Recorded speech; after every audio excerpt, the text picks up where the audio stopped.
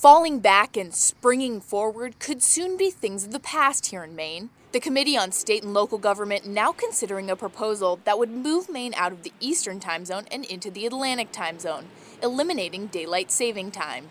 Twice a year, I hear the grumbles and complaints about why are we even still doing this anymore? It doesn't make sense. And, isn't it a pain here in Maine, at 4:30 the sun's gone down. The move would put Mainers 1 hour ahead of our New England neighbors for half of the year and on the same time as parts of Canada and Puerto Rico all year round. Advocates say the concept of daylight saving time just no longer makes sense and the time changing is just disruptive. In fact, there have been studies done that have estimated that the cost of daylight savings time nationwide, we lose $500 million in productivity as a result of just trying to adapt to this hour change twice a year. We asked some Mainers what they think about the possible change. Reverting to an Atlantic time would be fine. I think it'd be easily adjustable. I don't like the fact that we shift back and forth between the daylight savings time.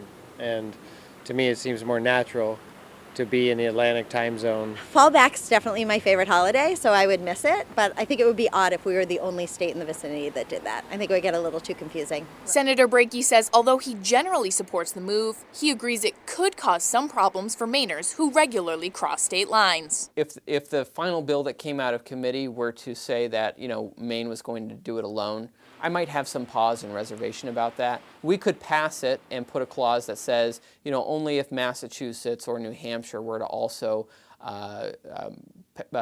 do a similar change would it go into effect in Maine. In Augusta, Erin Dixon, WMTW News 8.